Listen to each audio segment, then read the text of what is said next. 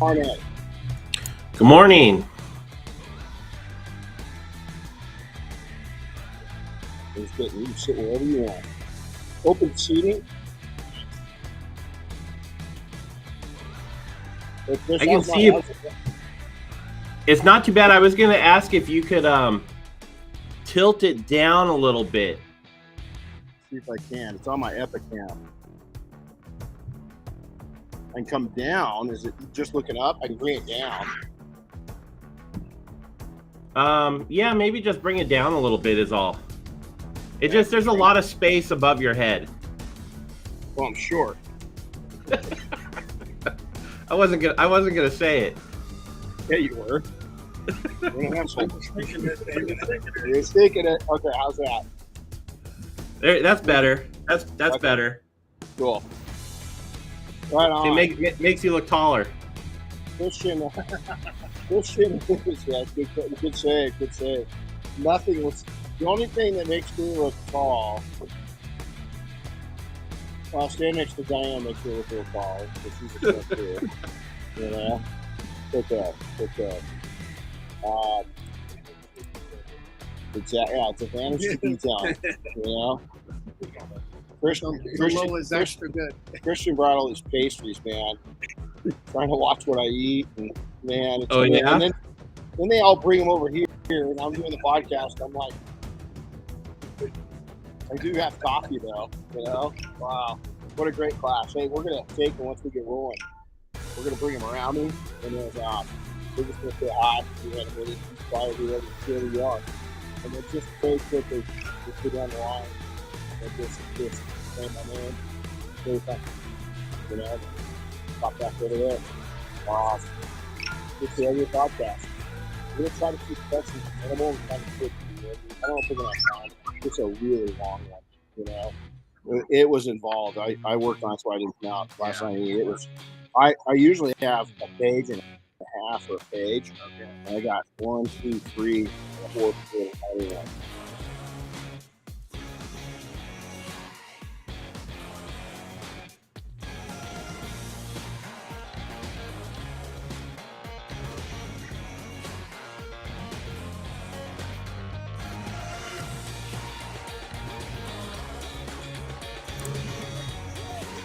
Let's see.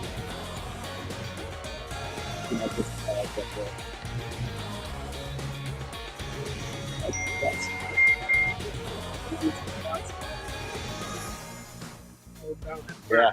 Now you're part of the show. Awesome. Hey, Chris, is clarity good on the camera? Hard for me to tell right now. I think maybe just check your lens, make sure it's clean. Yeah. Just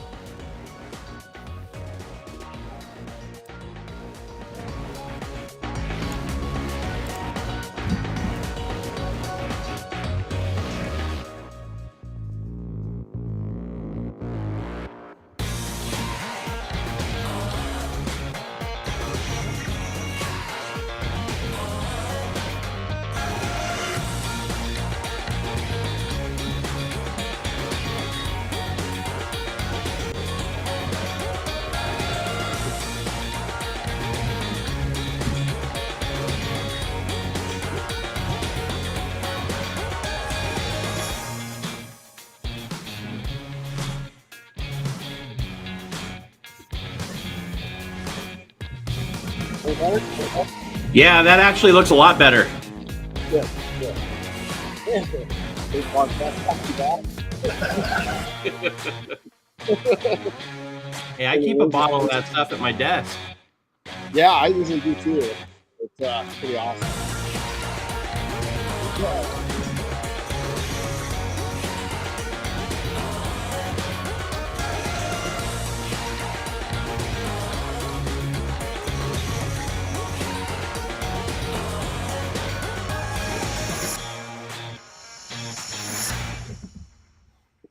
Good morning, Renny Doyle Podcast. I'm sitting here making notes, like literally as we started up. So, Chris, how's it going?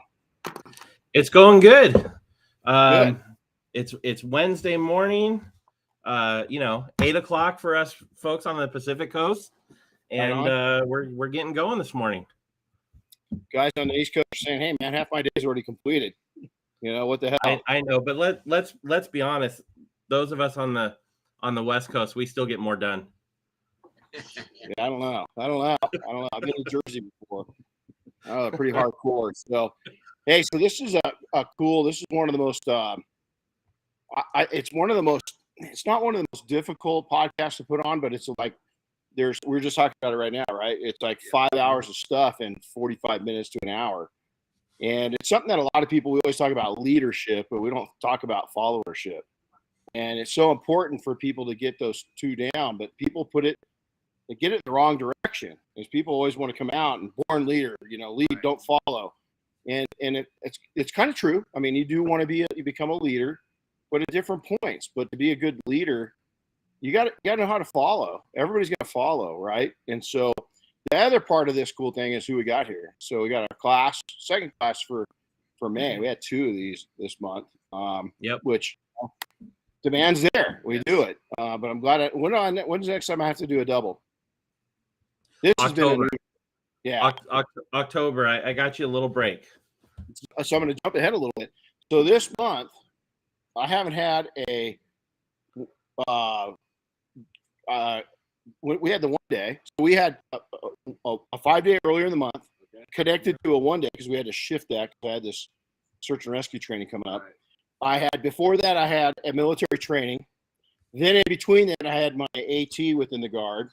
Then I came back and rested for 2 days, repacked, and went to a SAR training that was military and civilian based. Then I came back to this week. Next week, in a couple of days, our daughter, Darren, she graduates. Kind of a rough topic for me right now. I'm having a really rough time. She was going out today, and my dog and I, we took my dog for a walk, and just as she's leaving school, and I'm just watching her car go down the road, and I look down, and Boomer's just watching her car go down the road. It's kind of weird. Yeah. And then next week, we take off for the UK. So let's get rolling because we've got a lot to cover. So before I do that, I want to have these guys come up. And they're going to introduce themselves. So you guys just look at the camera. Ricky Bobby, what do I do with my hands? That means you two. Come on, get up here. And so I'm going to kneel down. Not that it's that hard. Actually, I'm going to get out of the way. And so you guys come on. Get in here. Come on. Yeah, everybody. Come on up. And you can't see yourself. They can't see you. So punch in. Act like you guys. So this is our May class. So we're going to start right. Chris is the intern mentor this month. So introduce yourself. We'll go right down the line. Where are you from? I'm coming from Anaheim. Talk nice and loud, guys. Who are you? Again, you got to scream. Yeah, I'm Christian Ramos. I'm detailing for like almost 10 years. Cool. I'm coming from Anaheim. And I have a couple bands. And this is just hint. Let me find it.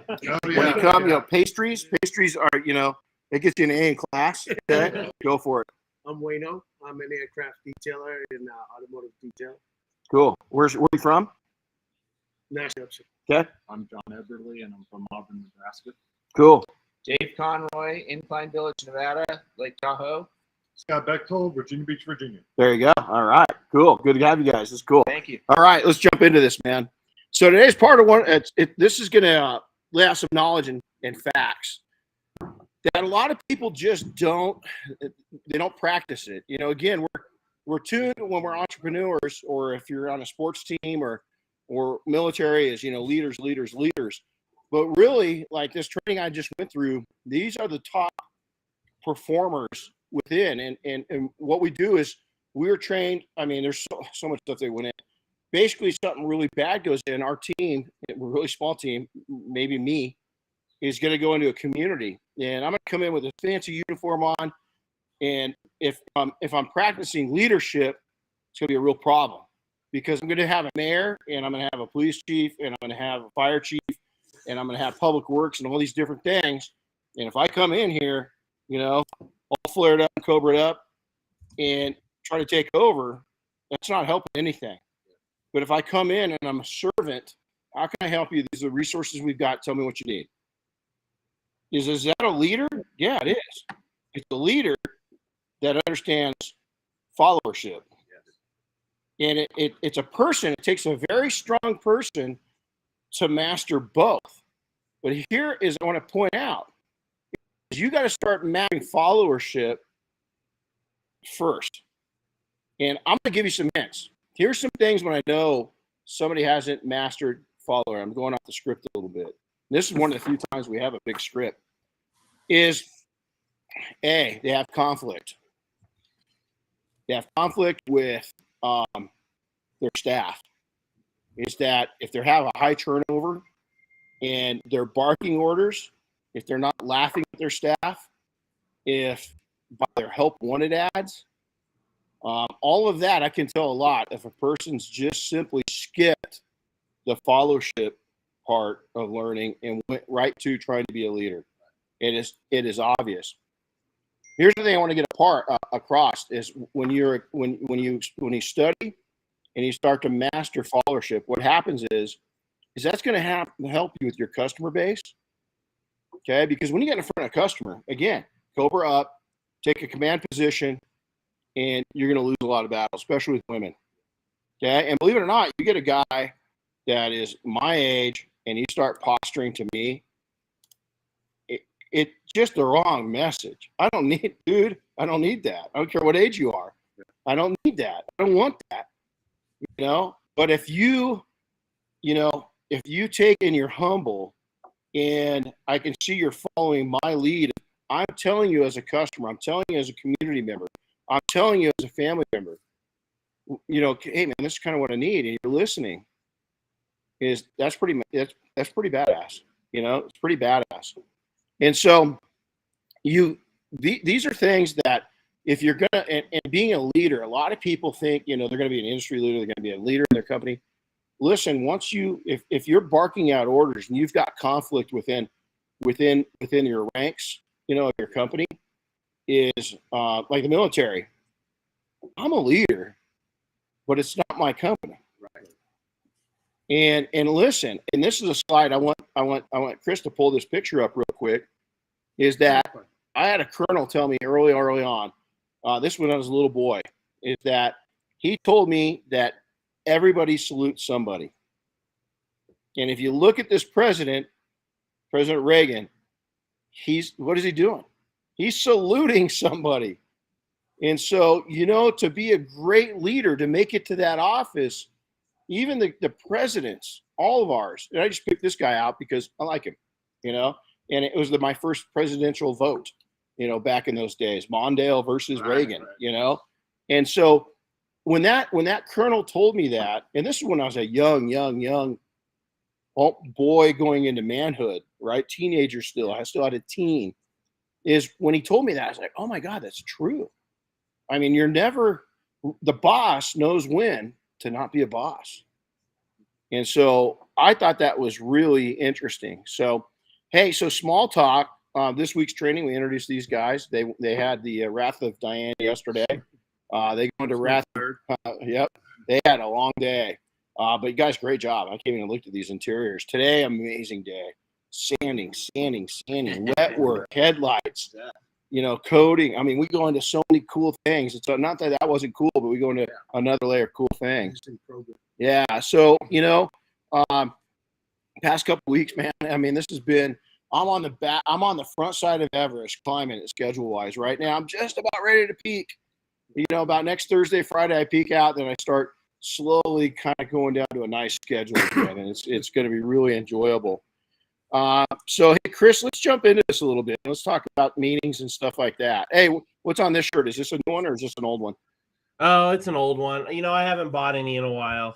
The closet's full, but Lamborghini Mira, that's one of, probably the most beautiful car in the world, in my opinion. So I'd love to have one of these someday. So we're going to. Where did that come out? Ooh, that's a good question. It was the 60s. It was the 60s. Wow. Very, very advanced for its time, for sure. Transverse mounted V12, I think, in the back. Yeah. Wow. Well, cool. Well, hey, am I breaking up or are we okay, Chris? You were breaking up a little bit there. Right now, your signal's a little low. That's not good. We'll see how it goes. Yeah, we'll just jump into it. So let's go.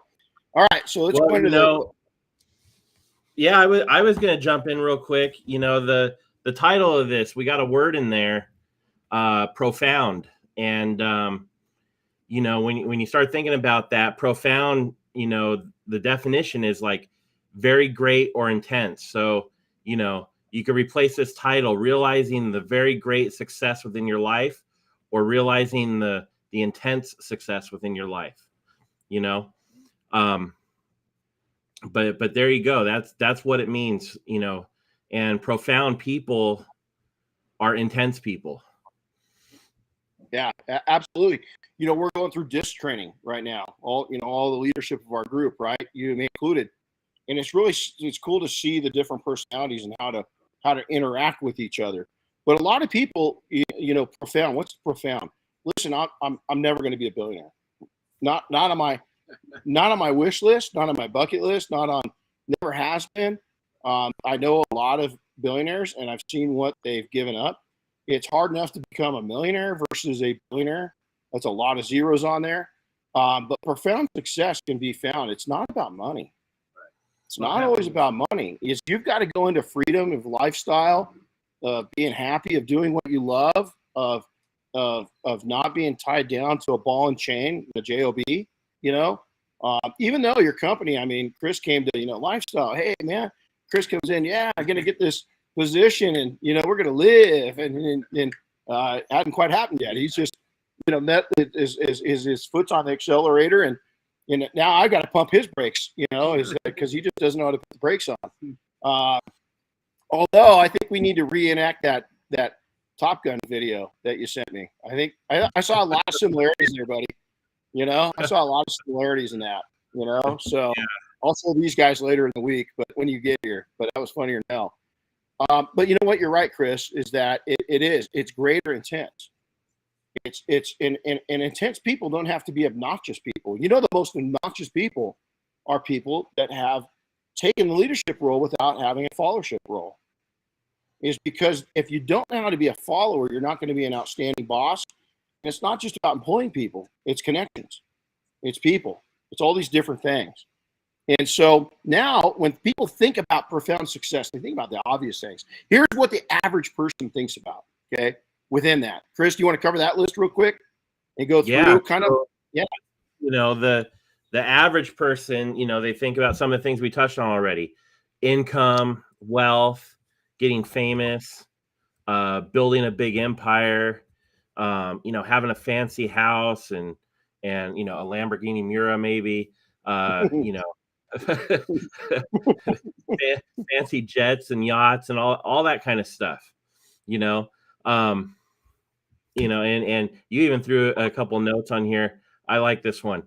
Quick success because they are just plain bitching. Exactly it. If people just think because they're bitching, is it just going to happen overnight, man? Hey, I was that kid. I sold my first business. Said detailing, small, little stuff, man. I got this figured out. I just made $96,000. You know, I thought I was bitching, right? Man, I'm gonna get rid of this job, this ball and chain detailing thing. If it was this easy to make this much money in this, I'm 19 years old. Just think what I'm gonna be like when I'm 25. Guess what I was doing when I was 25? Going, holy shit, this shit's hard. This is no joke. There's a little bit of luck, and because I was really cute and I was a youngster, I kind of succeeded with that. Now that I'm an adult, it's that, you know, that whole cuteness factor is gone, you know, and people just aren't throwing money out. And hold on, I got bills. What the hell is this about bills? It's really easy when you're living at home to make it. And that's a great starting point. I think everybody should, if you're going to jump into it, man, keep your bills lowest, you know, is that it's just funny, your perception as you mature. Now, some of you deep thinkers, some of you next level are going to think about this. It is courage, fear, dedication, epic levels of brain work. I love that. Because let me tell you, all the hard work, if you're going to really succeed, is your mental work is going to outpower these. It really is. Is that typhoon levels of hard work. These are going to have to go over this for years. you're going to have to just get in there and dig. I don't care if you're in the insurance business. I don't care if you're in the detailing business. I don't care if you're building vehicles. Is that it's hard work and you're going to have to dig. Widespread knowledge of business finances. This is one that everybody misses. Okay, I have taken more business finance classes than I can count. I still study business finance. It's because everything changes every year, and at every platform you reach, there's a new challenge. And so those are some things. So now, Chris, let's talk about the 2 to 3%ers, the really rare thinkers. That's exactly where the title comes from on this, is that you've got the profound visionaries. And we had a kid in here on a one day, 16. I was telling you guys about him. He's a profound thinker. He's not a profound success story yet, but this kid is 1%. 1%. And they're out there. And I don't care what, I really think I was born with some gifts. I was born into some gifts. This is going to sound crazy. My dad leaving, one of the biggest gifts that God ever gave me. Why? Not because what you think, is because it taught me to be self-sufficient. Mm-hmm. It taught me to deal with adverse situations and getting picked on. Another one, Chris was bragging on me before he came in, being short. I've never visioned myself at 5'8". Right. When I think of myself and I take pictures, I think I'm as tall as the tallest dudes here. And then I see a picture and I'm like, oh shit, I'm not. It's not that I want to be, it's just my self-image. I've never restricted myself from size. I was a special ed kid. That was, I'll tell you, other than my wife, my children, my dogs, my horse, my friends, biggest gift ever gave me. Was not a gift in 5th grade when it happened. Was not a gift. Getting beat up, getting teased, all that, but it turned into something profound. Why? Is I was a follower, and I started having to master following at a very young age. But I also had to master getting into a leadership role and pulling through the crowd and getting to that pole position somehow. And so you've got to figure that out. So why is that a gift? Because I think some people that weren't born in those situations, a lot of people can coast a little more. I never could. If I coasted, it was trouble. And for a guy like me, coasting is not good. I would have been a complete failure had I been born into a perfect situation. So, Chris, let's go over those 2 to 3%ers, as I call them. Yeah. You mentioned that 16-year-old at training, but, we had Arthur on last week on the podcast, 15 years old. He's another profound thinker. Mm-hmm. Mm-hmm. Same thing. His success still lies ahead of him. But yeah, no, you're exactly. We met that guy, 15 years old. He wasn't quite that age yet. We met him down at Mark Elliott's place, right? Yeah, he was still 14 when we met him. Yeah, and so this kid comes in, and I'm like, Mark introduces us, and this kid's just got it. I mean, this kid is just swimming in profoundness. You can just see it from a mile away. But here's let's look at this, is that leadership isn't born or mastered without challenges. Leadership is not, you can't harvest good leadership without good followership. Okay, and it sounds nuts, but you can't, is that your outlook has got to be this. You've got to take, and to move ahead to good leadership, you've got to not only learn followership and master it and be comfortable with it, you've got to be able to come in and out of it.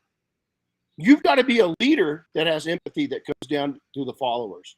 You got to be able to take and be a leader that knows what the follower struggles are. You got to be a leader to know when you've got a great follower or toxic follower.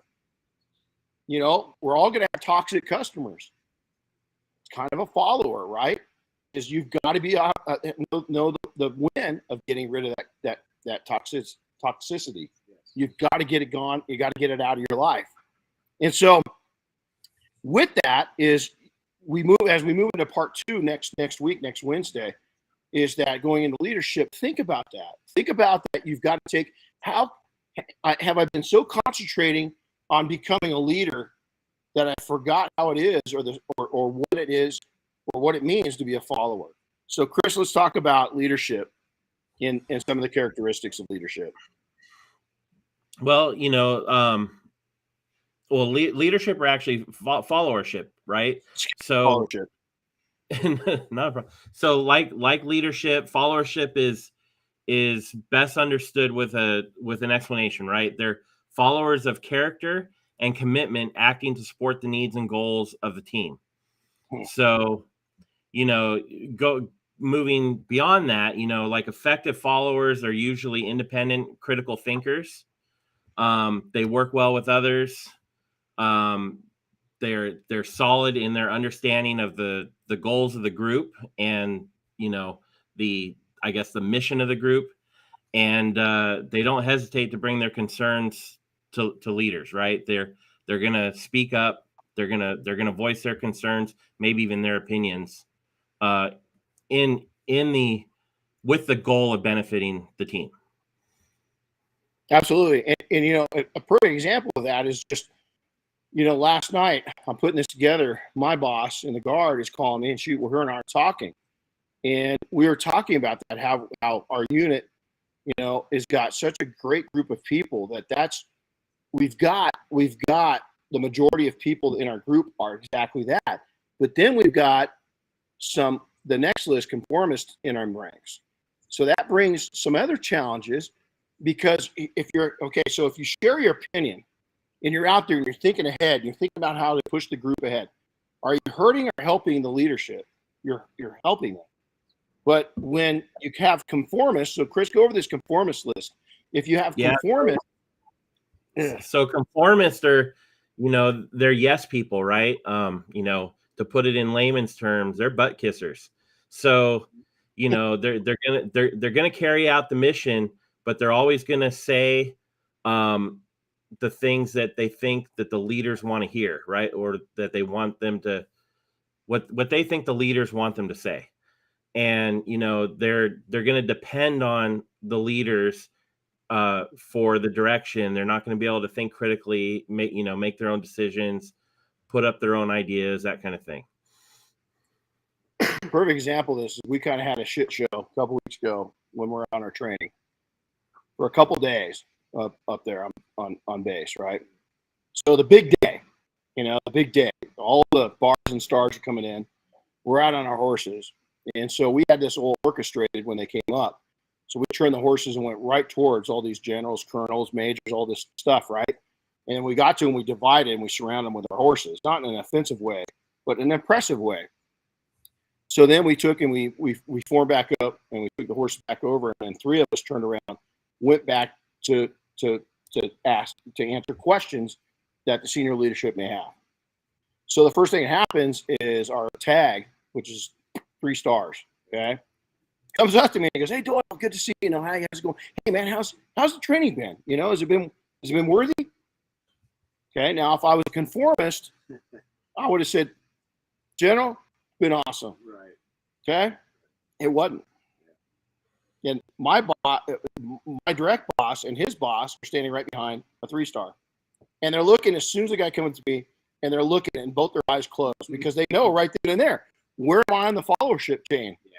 So I said, well, General, after the shit show was corrected by our team, the 26th Mob, we got it in check, and we're having a great time.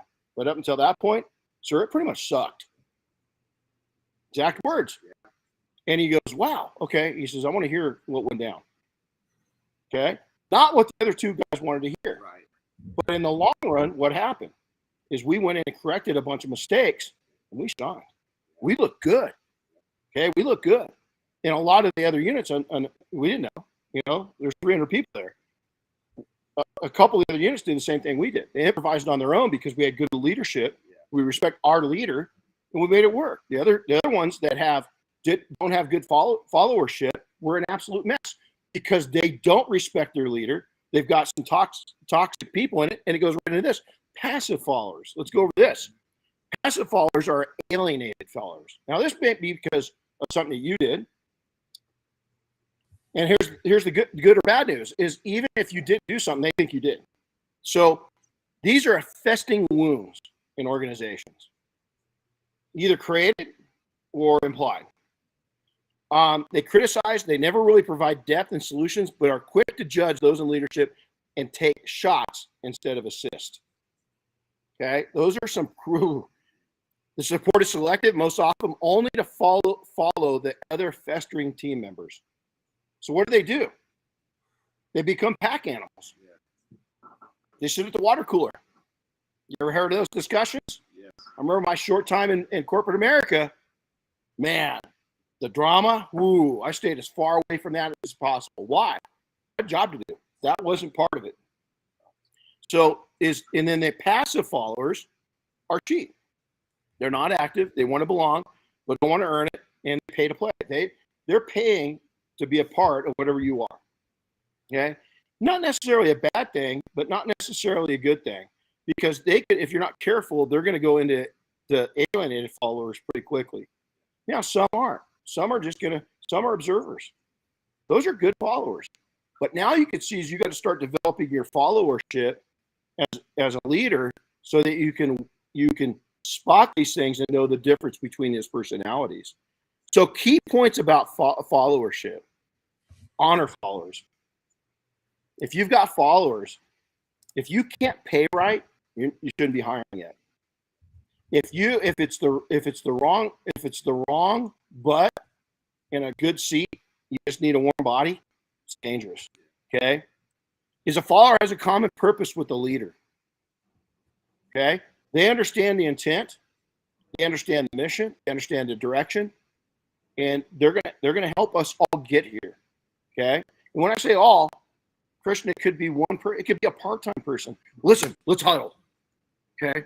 You and I, it's Chris, Diane. We're a small team. Then we got Team Double Black. We got Mafia. We got the board. But it belongs out to hundreds of people. Hundreds, if you look at it that way, right? So believes in what the organization is trying to accomplish. Huge. What are we trying to accomplish? What's your goal? Do they know it? They better. Wants both the leader and the organization to win, to succeed, to push ahead, to be the best.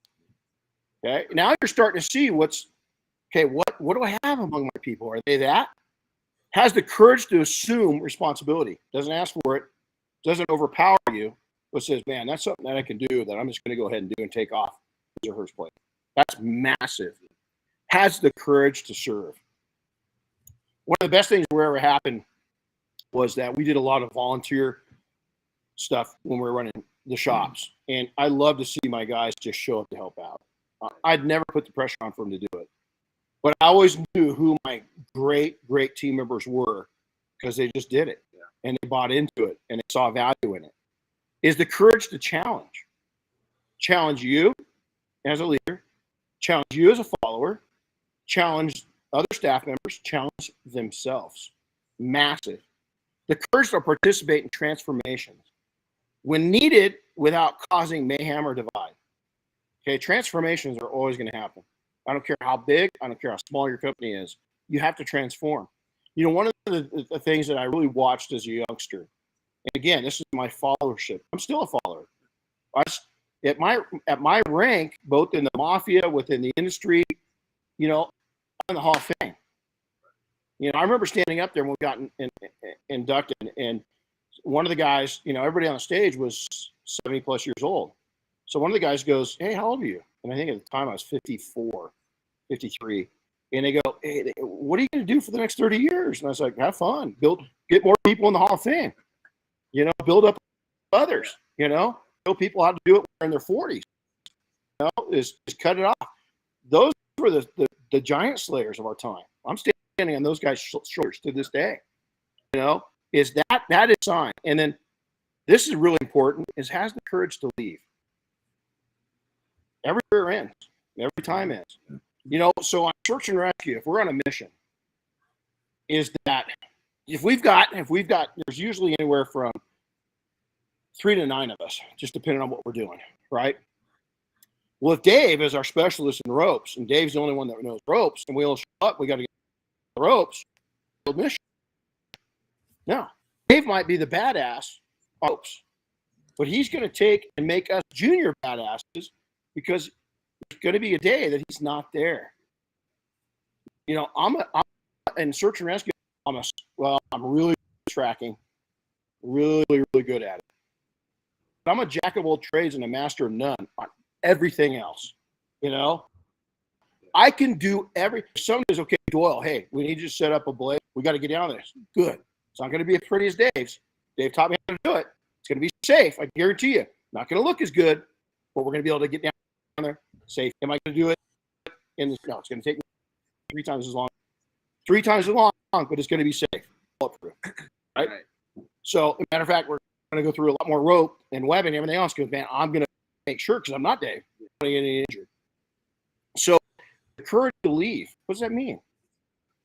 Is that a good and therefore leader is going to know when the time has come. And, it's weird because at different, can you imagine being a professional athlete? Okay. I can't imagine. I remember when the day I couldn't play football anymore, the day I knew I was never going to put a uniform on again, never going to slip a helmet on.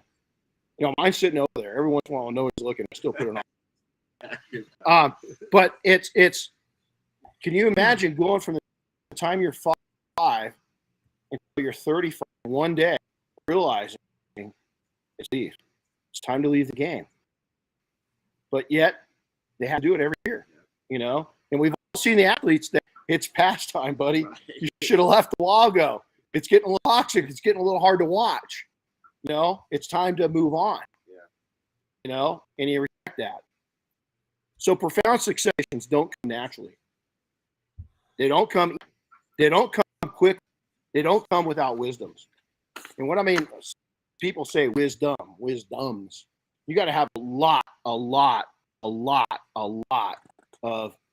wisdoms. You got to have a lot of areas that you're comfortable in.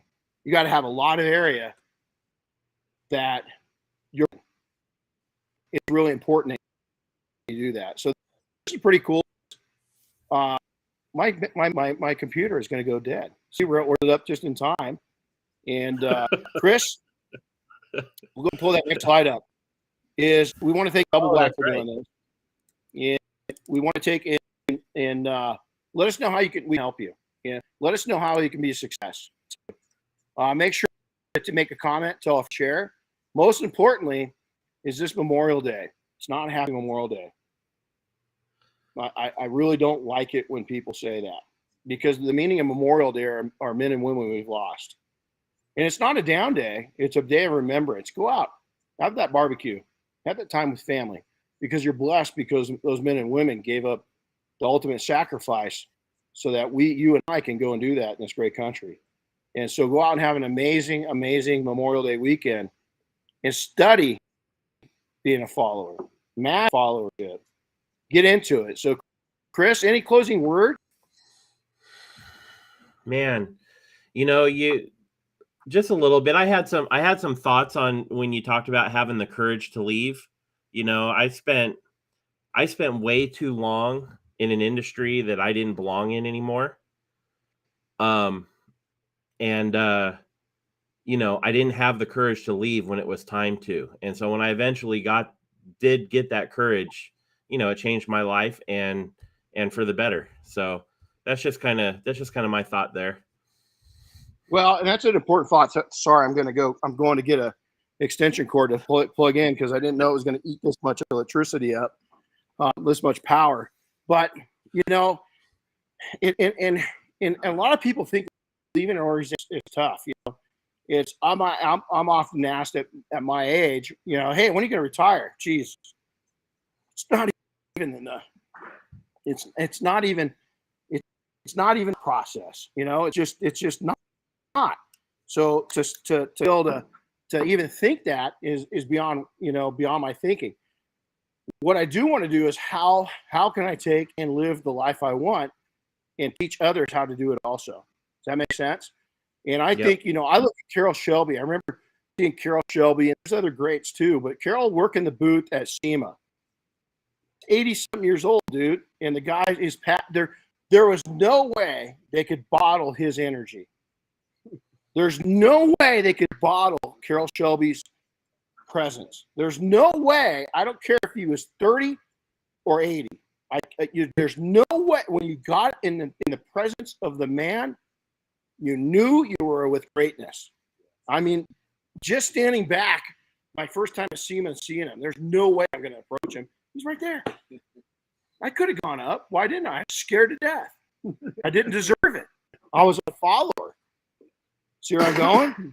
But you know what's amazing is when I did work up the courage one time, is that the wisdom that spewed from him was lifetime. I've mentioned it 100 times, 200, 300 times. But there's plenty of other men and women that are the same way. And when you see somebody like that, the best thing I can tell you to do is pick their brain. Pick their brain. And I'll leave you with this. When you see amazing, when you come in contact with people with profound success, because we're in an industry that we're going to come across them. Okay, we're going to be in their presence. We're going to be working for them. Is every time that you're in their presence, very, very respectfully, very quietly, ask them one question, only one. Don't talk. Listen. Don't say a word except for thank you at the end. Suck it in, because what that person's going to do is if they saw that you respected their time, they're going to share more. Every time you're in their presence, they're going to give you golden nuggets of wisdom, and that is absolutely priceless. So on this next episode, next Wednesday morning, we're going to talk about tying in, go back a little bit on followership, and we're going to talk about bringing that into leadership and what makes good leadership. And I'm not talking leadership because it was a real conversation I had. Because we had the biggest that we ever had was about 36 staff members, okay, and plus Diane and I. So we're right at 40. It was a big staff, okay. It was a really big staff, and I managed that staff pretty well. So the mafia starts growing, right? This is a few years ago. It's 100 and at that time 125 people, and I had to go to the membership and say, look, I don't have to run this organization. It's just too damn big. We had people among our ranks that ran 600-700 member companies that were 125 was nothing. They were very comfortable in that arena. I wasn't. So I had to leave that position and relinquish that. And it did take a little bit of time for me to adjust of other people taking on leadership roles. Now I'm a follower of the leadership. All I can do is give wisdom. I let the group. The nice thing about that is every platform that we realize in life and business is we are a little older. You're going to have people that sometimes you're taking and leading that are older than you, and sometimes you're going to have a lot of people that are younger than you. Is as you age, you've got to do so gracefully with the intent of bringing in the youth and absorbing the energy of youth, not pushing it away. So many people criticize. I work with, military, they're young. I mean, I walked into a room this last weekend and it's all these really just out of basic, just out of boot, and they turn around and, they're talking to me and they're looking at me like, they're respectful. They really were. But it makes you feel, your age comes on real quickly, when you're in a group that young. But years ago, I remember being in that group, and they're going, and one of the young soldiers asked me, he says, Chief, what was the best president you ever served underneath? And I went, wow. I said, Abraham Lincoln was pretty cool. And he goes, really? And I was like, no, are you kidding me? Come on, So, but it's I'm of the mindset that I'm seeing, and I think Chris, you'll agree, is that the current, there's a middle ground of society that is a little confused. I think that the young people coming in right now in their teens and 20s are pretty amazing folks. I think they're seeing some things that the generation just before them and didn't see. And I think they're seeing a lot that my generation didn't see.